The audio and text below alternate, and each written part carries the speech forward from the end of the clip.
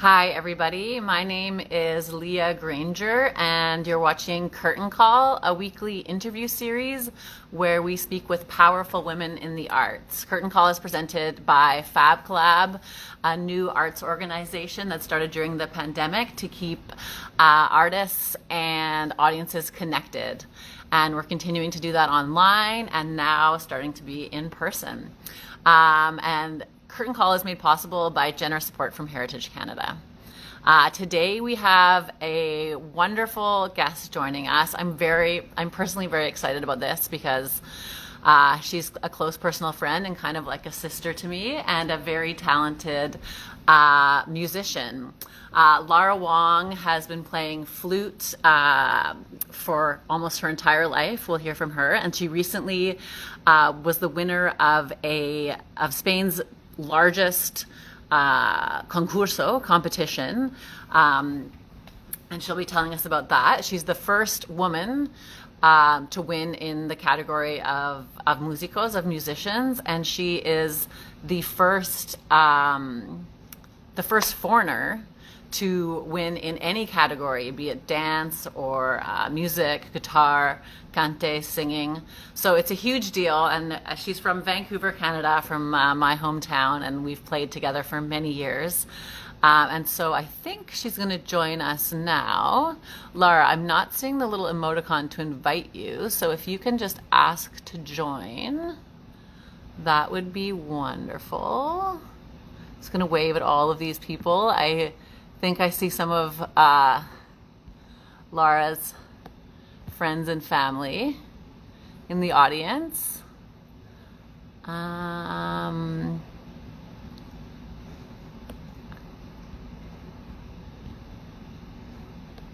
Let's see here. There we go.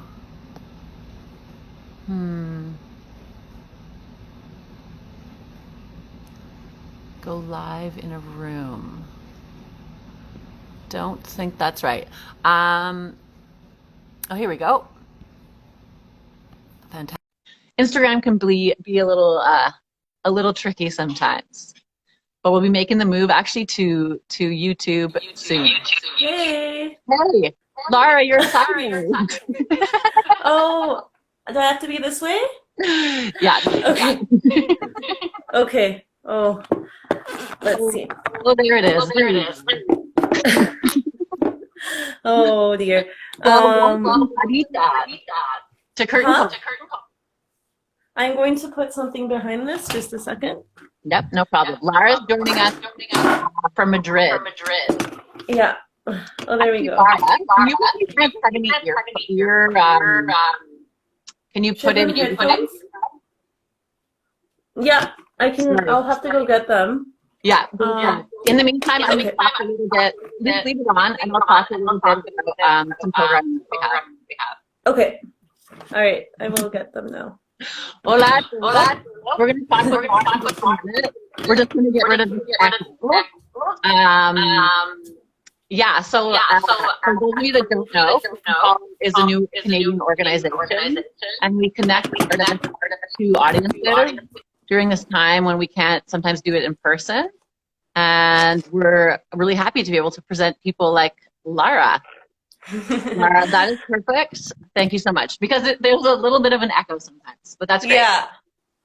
Okay. So welcome. I'm so happy to have you here and to be able to welcome you after this amazing accomplishment that's just happened for you.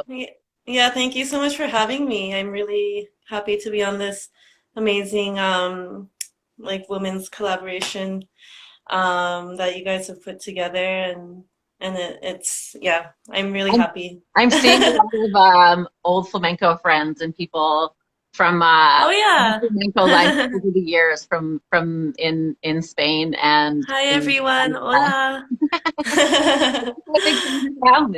But let's maybe you can start by telling me, like, I know your story really well just because we had shared so much, but some people don't, and so it's very interesting just because you have like really infiltrated this culture that can be really closed and have found a way to sort of like kind of rise to the top of it. But I know that wasn't an instant event that No. didn't happen all at once. So maybe you can even, as a Canadian female musician from Vancouver, BC, how you found flamenco and how it came to become your life. Can you tell us a little bit about that? Yeah. So I found flamenco when I was about like 9 or 10, because I used to play the piano, and my teacher gave me a piece by Enrique Granados. He's a classical composer, a Spanish composer, and it was like super percussive, and it was just like really different from everything else I'd heard. And I said, "What is this? I want to play more of this." And he's like, "This is Spanish music." I'm like, "Oh," and he's like, there's like a lot of flamenco influences. I said, "Oh, okay." And I went to look for flamenco in Vancouver, and there was a couple of schools, like, but just dance schools. And there's a Chinese dancer, um, Cassandra La China. So I took classes with her. I was like, "Oh, she's Chinese," and that was like definitely a selling point. And yeah, she was a great teacher. And later I realized like I'm not a dancer. I wasn't gonna go anywhere. Leah knows this because she's tried to teach me pataditas. We require a dance at the end of shows a little bit, and Oh. it's wonderful and adorable. But I mean, it's definitely your strength. Yeah. Yeah, so it's really good that I didn't follow that road. But yeah, so and then I took my first trip to Spain, where people started to talk to me about this flutist, Jorge Pardo. How old were And you when you went to Spain for the first I time? think I was 19. And where did you That go? was that was just like a month. Basically, I did my first year of university, and then I took a 1 month trip that summer to Granada, and And what was then that like? that was just crazy. Why? No, it was just like my first like trip by myself when I was 19, and Granada is just like an amazing place for it. Honestly, I wasn't focused on flamenco at that time. It was like I was like discovering everything, and Jorge Pardo was one of the names I came back with, and just like when I heard him, I was like, this is what I have to do. I can like actually do something flamenco with this. So Yeah, like you realized that flute was a part of it because it hasn't yeah. been like from day one at all, right? No, no, no, no. Yeah, and I was already studying flute at McGill at that time, so it was like I was planning to go to work as a flutist, and yeah, the flamenco flute is pretty new, and well, from the 80s it Mhm. came out in flamenco. So yeah. And what was it like? Like, were you thinking at all at that time, like you were very young? And I wonder, like, were you considering the fact that you were doing this thing that wasn't like necessarily a part of your life? Because I feel like even I studied with the same teachers in Vancouver, Hmm. and they were always like, you have to go to Spain and you have to like live it because it isn't just like practicing and learning like Yeah. a book form. So like you were like in Canada, like studying like in a didactic way, like I imagine more with like jazz. Yeah. But then you were also like trying to learn this other thing. Like were you like thinking at all about whether you'd be able to do it, or were you just like young and being like, I can do anything, I'm gonna start learning. No, I mean, when I started in university, I was taking classical music, and I was like, okay, in flamenco, there's no sheet music. Like, I have to know how to improvise. So then, I think it was second year in university, I decided to change to jazz, and I was not because I wanted to play just jazz, but because jazz will teach you how to improvise. So that was basically also for flamenco. That was, and then yeah. So I did start changing.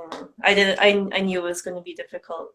Hmm. So Do you just do you feel like the fact that you come from this background that does like study things in a more didactic way, do you think it like gives you a different approach to flamenco that might in some ways like make that maybe like you're not always improvising quite as much, or you're able to like analyze things in a certain way so that you can write music that might be like very interesting?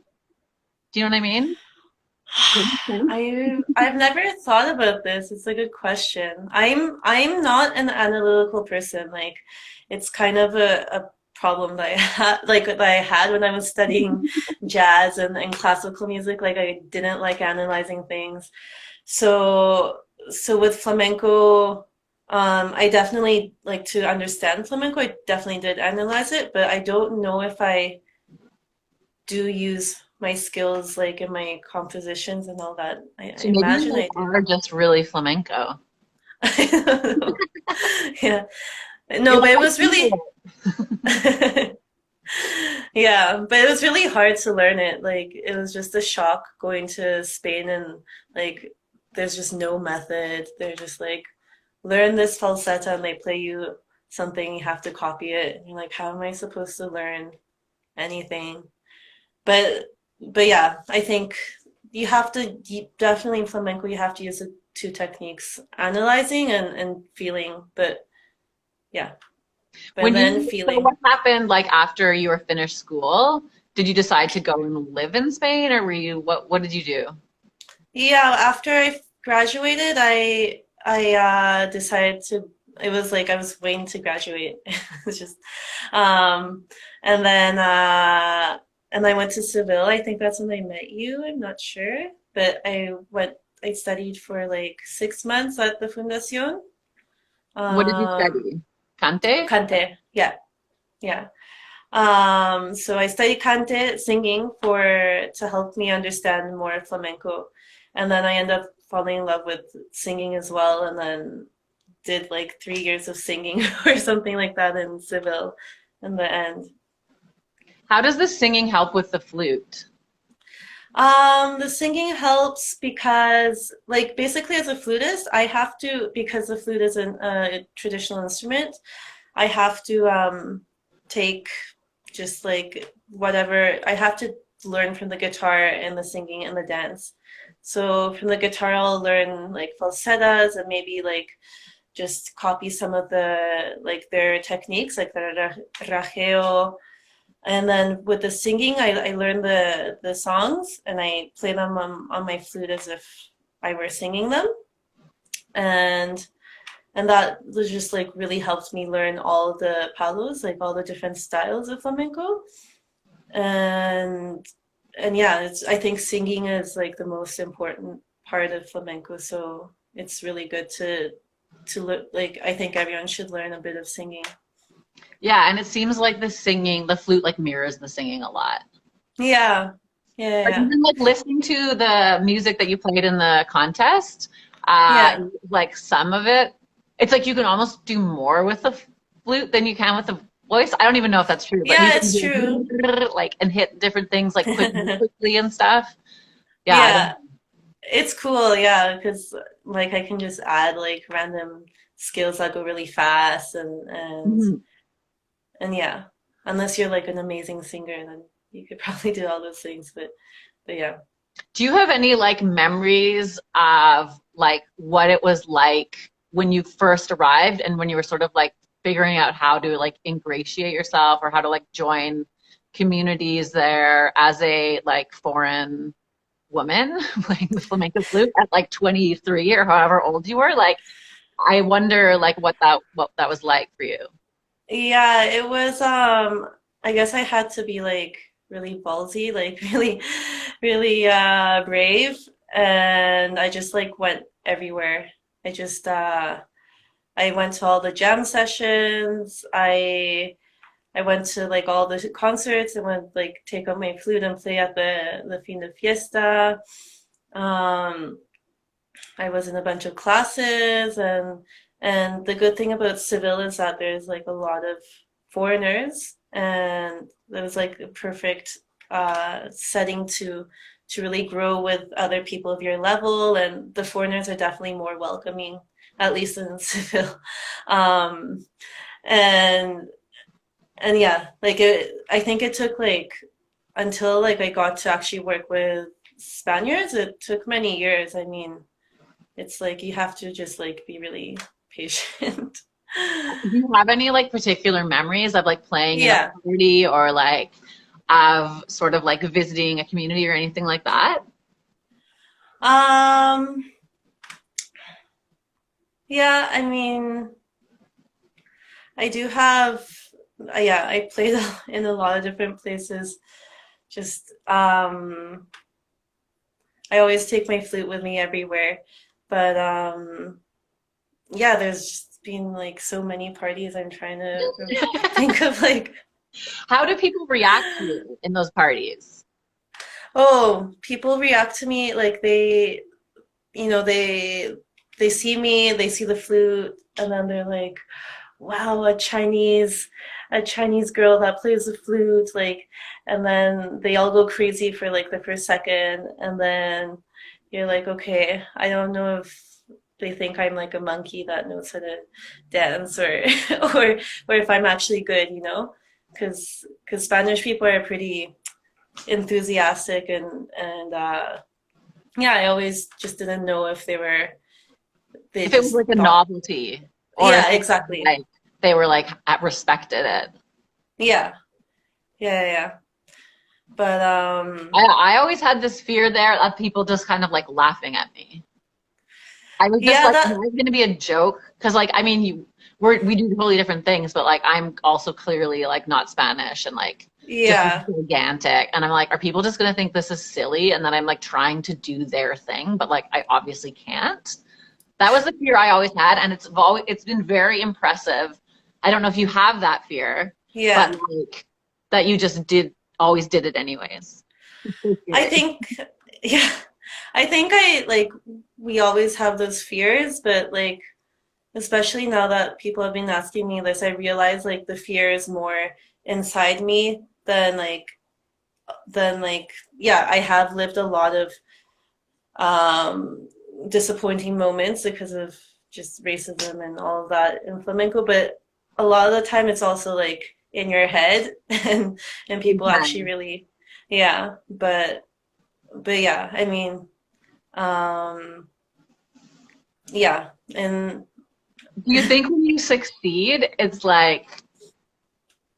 it's almost like extra applauded because you're like not one of them, kind of? Do you know what I I mean? do think so, yeah. I definitely do think so because they know it's like super hard to reach that and yeah. Do you, so, how have you sort of found ways to make flamenco your own? Like, what are you bringing to it? Because I feel like that's like a journey that a lot of foreigners go on in any sort of art form, is like Yeah. realizing that maybe, I mean, maybe with flute it's a little different because it's so new, but like that it might not work just to be an imitation because like Yeah. you might never be able to do it as well as somebody that's grown up with those movements in them or those like melodies or whatever. So like how have you found ways to sort of like make it your art form? I think with like before I started the Bansuri, maybe it wasn't such a personal um form of playing, but now with the Bansuri, I feel like it's like because I've kind of had to look for ways myself on how to like make it sound more flamenco, just because there's no references. Um, I feel like it's definitely more personal. It's just yeah, I've basically found What's the like bansuri for people that don't know? oh, the bansuri is an Indian flute, so this is one of them. And it has like instead of those keys, like buttons, it has holes. So it's like the way you blow it is the same, but the way you hold it is different. And it's made out of bamboo. It's from India. Um, it's not a chromatic instrument like the flute. Chromatic means having all the notes. Hmm. So it's a tonal instrument, which means that you need to have like different sizes of flutes for How every many do you different have? scale.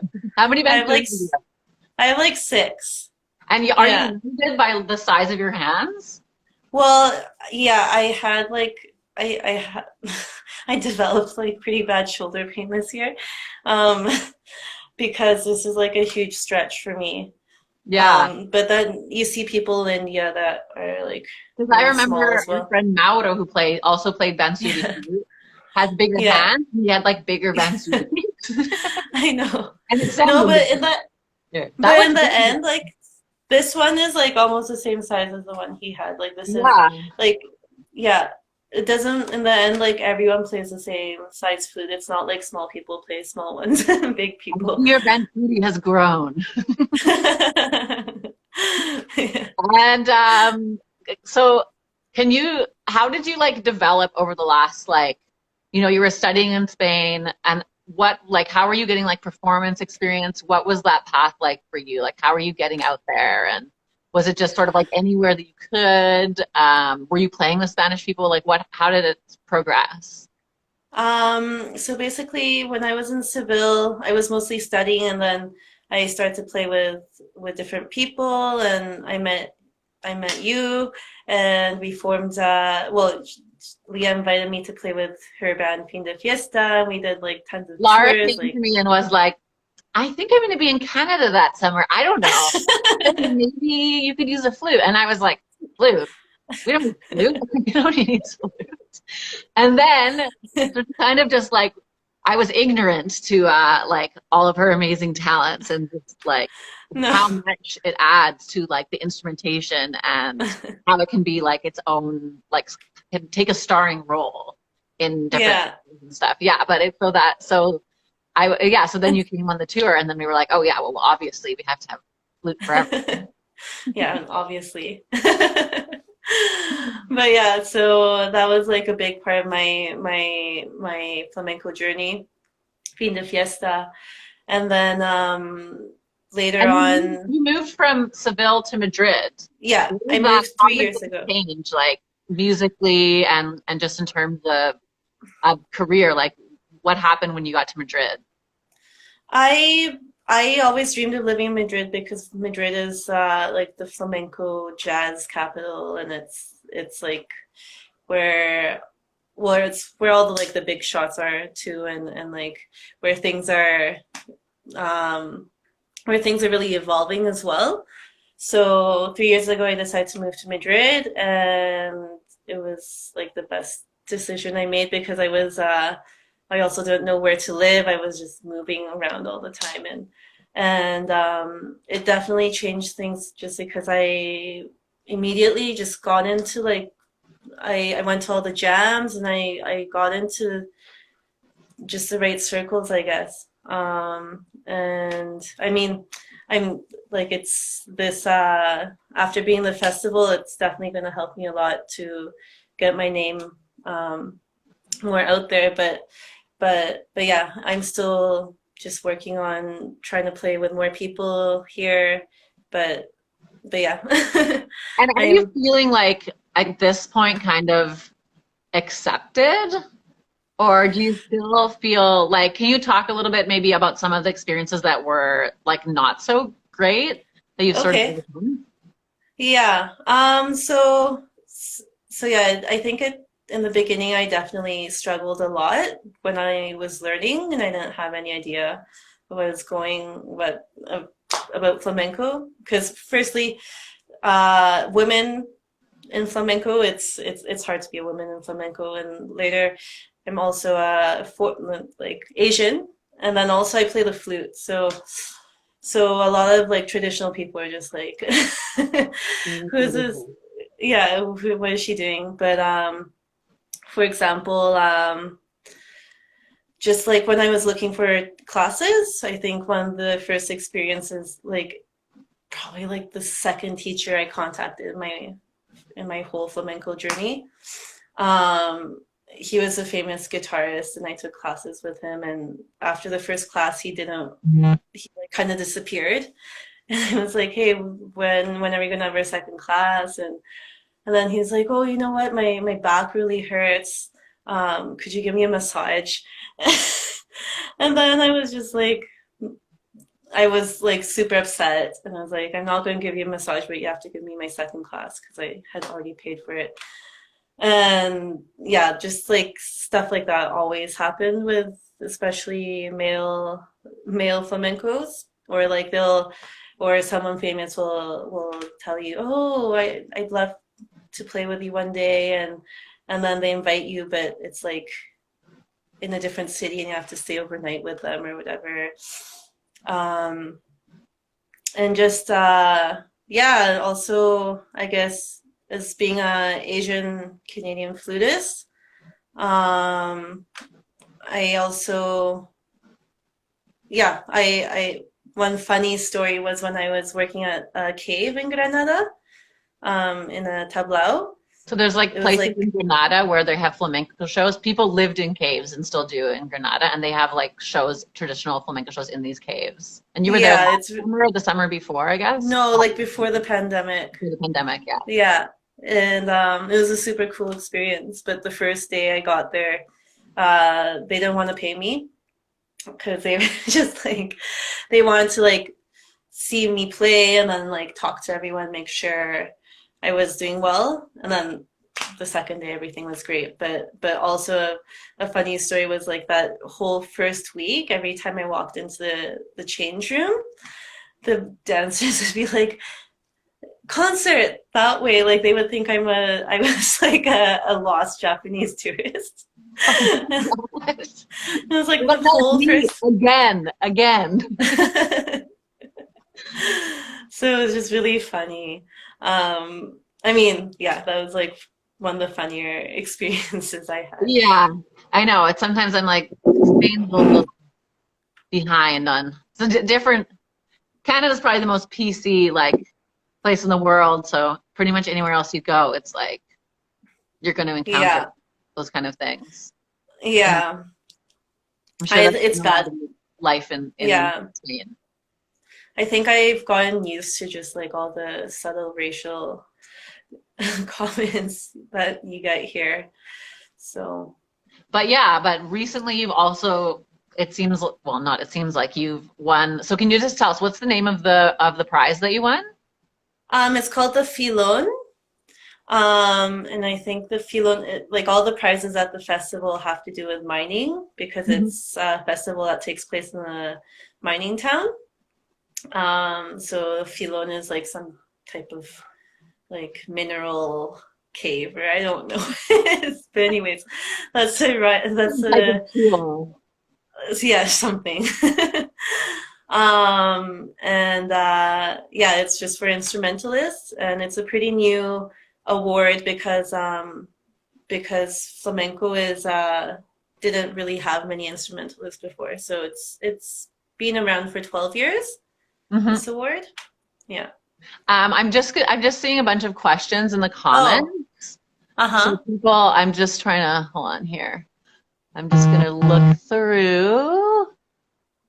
Uh, Sorry, there's so many Ooh, things. Well, people want to see a demonstration. We're gonna do that later. One of your friends, I don't know how to say their name, ADRX Patracio. Lara, uh-huh. you're one of the greatest musicians I've ever met. Love from Madrid. And Oh. if you want to see a demonstration. And what's your dream? Well, we'll get to this about your plans for the future because we know they are. Oh, and Kunal. Do you remember Kunal from Seville, Yeah, the yeah, wonderful dancer from India? yeah. He's just saying, "Wow, oh my goodness, congratulations, amazing." For people in Oh, flamenco, it's like it's a huge. It's like it's just incredible that you won this. It's the Festival Internacional de Cante de what is it Cante called? de las Minas. Cante de las Festival It's a Cante mouthful. de las Minas. But it's kind Yeah. of like the most recognized, or one of the most recognized competitions in Spain. Yeah, especially for singing and for Mhm. instruments, it's the only one. So, Yeah, and so that's it's 60 years old, this mhm. festival. And there's never been a foreigner to win in No. any category, which is Yeah, which is really crazy. amazing what you've done. It's like so wild. And you're the first woman to win the filon, in the The instrument. instrumentalist, yeah, which Yeah, is also so crazy what's because about the actual competition? What it was like to be there, how you were feeling. well, it was the first time I had been there. Basically, it's in Murcia, in this tiny like mining town. I've never been there. Um, called La Union. It's like really tiny. And it comes to life like once a year with this festival. And this year they usually do it in this like old market, but this year they did it outside because of COVID. But but yeah, this year it was a bit subdued because of COVID, but still it was amazing. I think it's like 10 days long, the full festival, but the semifinals were 3 days and the finals were 1 day. And and yeah, it was really yeah, I'd been wanting to go there to the festival for a long time because I really do like the Cantes de Levante. Like so basically this festival um specializes in Cantes de Levante. Levante is like the area of Murcia and Almeria. And so like the people from the village there, they're all like the people who like the grandsons of the people who wrote the songs and like the inventors of the song forms, and they're super proud of all these song forms. Flamenco is actually really has a really strong presence there still. Yeah, definitely. I mean, I was only there for like a few days and during the festival, At that but time, yes. it seems like, especially like in that town, like everyone is like knows about it, you know, everyone Yeah. like everyone has family that's related to some kind of flamenco singer or something. And So that's like those are like heavy palos mostly, no? yeah, it's like all like tarantas, levantica, Mhm. mineros, mineras, um, just all of those freestyle flamenco songs. Which I in the beginning when I first heard it was a Cartagenera. I thought it was so weird because I think Oh, it's the really? weirdest sounding flamenco form. Yeah, it's super random, I don't you love it. think? I love it, I but love the like melodies. But yeah, it is weird because it's like it goes it's from one thing to another. yeah, like musically, it like just changes from like major to minor and like just it's super random, but it's really really beautiful and yeah, I kind of fell in love with all those cantes. So what did you And play there, in the different stages? so in the semifinals, I played Martinete with Siguiria On what? and on the Bansuri, and then Why yeah, did you do Ben Sturdy? Like, were you nervous that that was? I'm like, how many weird things did you want to throw in? no, so basically. Chinese, Japanese, Canadian, playing the flute. So it's an Indian flute. I know. Yeah, it's super random. What were you like? But This is a good idea. yeah, I was like, okay, I'm either like just like digging a big hole and everyone's gonna laugh at me, or they're gonna like think it's really original. And I've been like following the festival for many years, and I know that they tend to like instruments that have never been seen in flamenco. Like in other years, a xylophone one, and Mhm. there's been like everything. So I said, you know what, I'm gonna play the regular flute for one song and then the bansu for another, just so I stand out a bit more. Because Yeah. also people are like, oh yeah, they've had many like flutists that have won, and so yeah, I thought I was like, you know, it could go either way. Because we also did weird things like we put on the tampura, which is like this Indian drone Yeah. that goes bing, and it's like Indian music basically. And so we started one of the songs like that, which is probably really weird, um, but you know what? Like the technicians, the sound technicians, were just like it was so good to hear something different, and I think like the people just enjoyed hearing something Who were so the unique. judges? Do you know? There were five judges. There was one for the instrumentalist who's the pianist Pedro Gesto. He's like he lives in Madrid, and he runs the flamenco jazz company or something like that. He's pretty famous. And then there was the ex director of the Ballet Nacional, and then like Really? That's cool. I, yeah, I can picture his face. I can't remember his name, but wow, that's awesome. yeah, and then like critico, I don't know how to say it, like so a Critical? critic, a flamenco critic, You're forgetting and how to then two, speak English. yeah, A and critical. then two, yeah, a critico, and then two singers, I think, was on the panel. So And yeah, so, it was definitely a big risk. and so what did you play in the semifinal? So I played the Sigiriya with the Martinete on the Bansuri, and then I played the it's called Fantasia de Levante. Okay. And it's like two Levante cantes that I play on the flute, and like a big solo just by myself. So Do you are they all available online? the videos, yeah, the Yeah. videos are on. If you Okay. go on the Cante de las Minas on Hmm. YouTube, they're all there. Yeah, we'll So put the link up on our website so people can watch them. yeah, Watch the and I then was. what Mhm. was it like when you got to the final? Were you surprised or were you like, Yeah, so basically they like torture you because there's 3 days of semifinals. I went on the second day, and then you have to like wait around in Murcia for the for one day, and then they give you the results like Friday, after the last semifinal at like it was literally 5 a.m. that they called me because the festival starts at 10:30 p.m.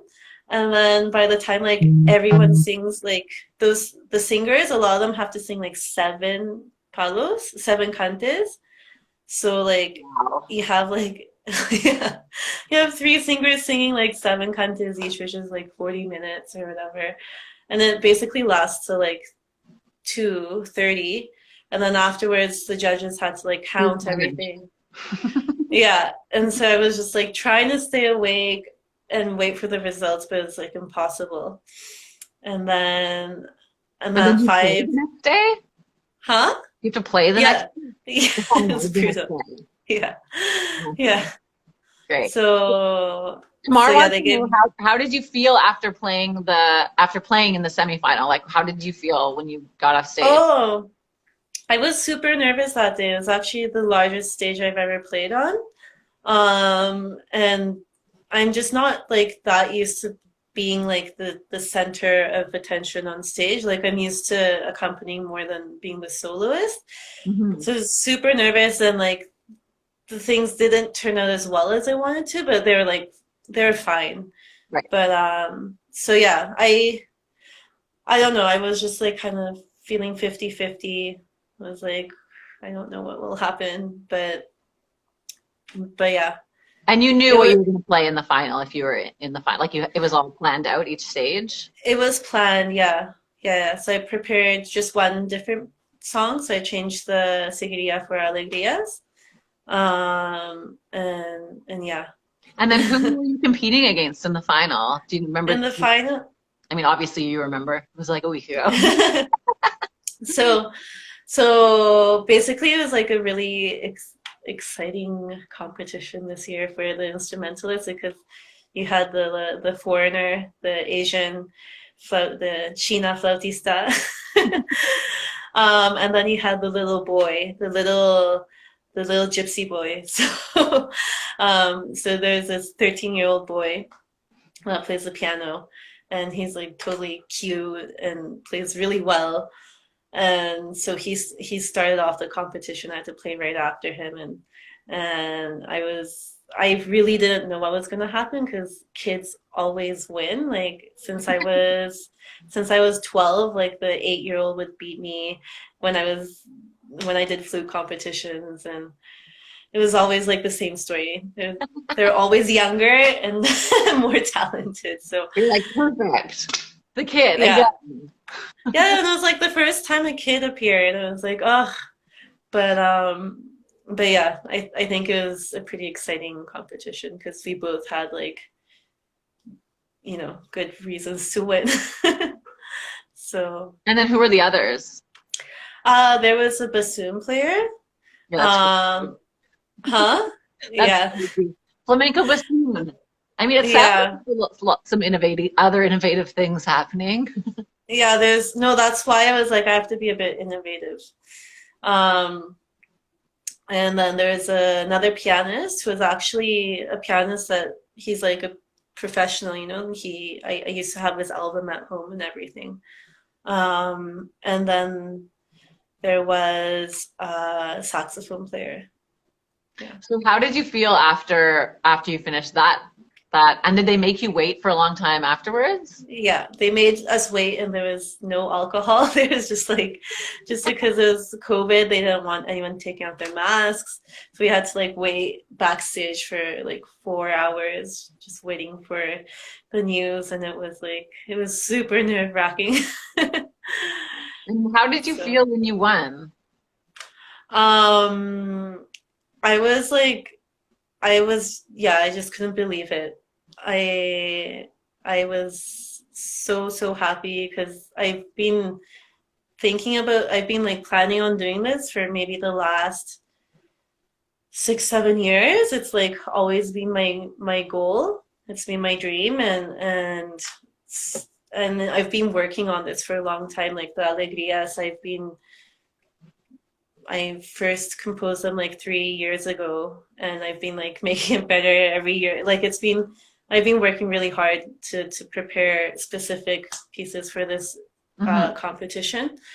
So yeah, it felt amazing because Tamar really wants to know how you found out. Did you go on stage and oh. did they tell you? What was the process? Or did they announce that you need to walk out? I do feel like Mm. this is the thing. I've been in one competition and they announced, and I didn't win. And they announced that we were all on stage, and I was like, this is like, I don't Oh, feel. yeah, that's not, yeah, that, no, they, I think, I don't know if it's because of COVID, but they basically, all the like directors went on stage, and then, it was kind of, I guess, like the Grammys or whatever, where they have like The envelope. the envelope, and then the host like says, the winner of this prize is Lara Wong, and then we're all backstage, and then the camera, like they had all these lights and cameras, like filming you, like walking up on stage, and yeah, So like, yeah. what has happened since? I know you've been on like television, you've been getting some attention for this. Like, yeah, well, how has it been since then? How's the reaction been Um, in Spain? the reaction has been like, I think I've been getting like a more news coverage than like everyone else, just because the story is so crazy. Hmm. So we were on national TV yesterday, and I'm doing like, I have like 3 more interviews coming up, and prior to the festival, I also did like a my friend did a big story in El Mundo. I think it was El Mundo. In El But Mundo. yeah, Wow. one of the big The national paper. newspapers. Yeah, That's so yeah, amazing. yeah. Things So, are changing. um, what do you have planned? What's coming up for you? Like, how are you gonna like seize this moment? Well, so basically, I've been working on my album for this whole year, and so now I have like 2 more songs to record, so I have to get it done for September. And Do you know what it's gonna well, be called yet? yeah, it's called Rosa de los Vientos, Oh yeah. which means compass rose. Um, just because I wanted to dedicate. Well, I like the name because first of all, it has the word viento, which is wind, like the flute, and then also the compass rose like signifies traveling, and so I decided to dedicate each song to each city or like each place I've lived in, Oh, so and cool. yeah. You're so cool, Lara. I No. feel like everyone in Canada is like so proud of you. Like, how do you feel? How does it feel to be the first woman to win this prize and to be the first foreigner to win in any category of this international of this flamenco award? Like, that is a really crazy thing that you are Yeah. the first. How do you I feel about that? I think I'm just like, I'm really happy for flamenco because it's just seeing this kind of change and acceptance is a huge deal, and I've gotten tons of messages from a lot of foreign flamenco artists just being like, they're like super happy and they feel really encouraged by this by this news. So yeah, I think it's just it's great news for a more open and accepting flamenco world, I think. I know. I think that everyone in Canada is just like, I'm so proud to have like been Yeah. part of like your journey. And then I feel like everyone here is just like, one of our own did it. Like, yeah. Yeah. And it's It's cool so because like I good. think yeah, yesterday I did a interview in Japanese and the woman asked like, do you think like Japanese instrumentalists should also apply? And it's like definitely like everyone I think people are like a lot of foreigners feel like they don't that they won't reach any top place in flamenco, and I think it's definitely encouraging people to yeah, just keep going and not think about their differences, you know? Can Yeah. you play us something? Okay.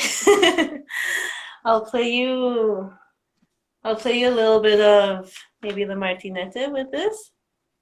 That would be wonderful. So, okay. Sorry. Sometimes it takes me I have to warm up before being able to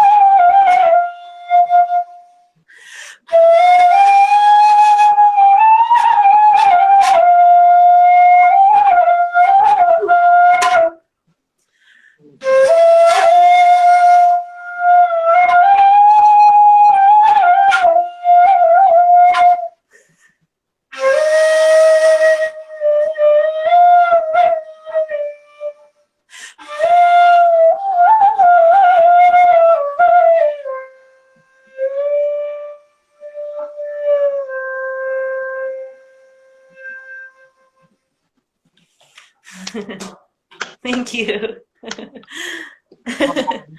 It's crazy. I can like almost hear like the words. Oh, And it's amazing how you like in your performances like that you bring that it has the same feeling of cante or something like in your way you express yourself while you play. Feels yeah, really, it's wonderful. It's so beautiful. yeah. Thank you. You're Yeah. the real deal, Lara. No. I'm so happy that you're getting like all of this recognition. It's such a wonderful moment for Oh, flamenco and also just for like artists of like from outside of an art form can be inside of it and can like make it their own. So it's so yeah. inspiring for everybody, I think. So Oh, I'm so happy to have you. So excited about your album. That's going to be amazing to see what you yeah. put together. If people want to just like keep track of what you're up to, where can people follow you? On Instagram or it's larawong.music or Facebook. I Wonderful. also have my artist page on Facebook. So, Do you have a website? yeah, larawong.com. You are there's no other Yeah. Lara Wongs, I guess. So you got that. I got it. Well, everybody follow Lara. We'll also have links to her work and her socials and stuff on our website, FabCollab.ca. And thank you so much for joining us. We really, really appreciate it for joining us from Madrid. Thank you Um, so much for having me, yeah, and thank you to Tamara as well for thinking of me, and yeah, all my friends who aren't following this page, you should definitely follow because you guys get a lot of interesting people on the show, and yeah, yeah. it sounds like you're doing a lot of exciting things too. So Thank you. Yeah, it's been an exciting year for us. And actually, yeah. I'll tell everybody right now that next week we're going to have another artist who is a dancer and a performer and also practices flamenco, but also does many other forms, which is Sarah Betty Sean, who Lara is actually Ooh. buddied with as well. She's a flutist from Oh. Montreal and a wonderful creative woman with that I'm sure will have a lot of wisdom to share. She's a Oh yeah. That'll be a fascinating woman. very, And it's a very fun beautiful interview. interview. It'll be a fun interview. So tomorrow's going to be speaking with her next week. And yeah, thank you to everyone for watching Curtain Call. Yeah. Please follow this account if you're interested in seeing more artists like Lara at FabCollab Live and also on Facebook and Twitter, also FabCollab Live, and our website, FabCollab.ca. And we have lots of different programming coming up all the time. So check it out. And thank you again to Heritage Canada for making this possible. Thank you Thanks, so Laura. much, everyone, Enjoy and your thank evening you, in Madrid. Leah. Bye. Thank you. Bye.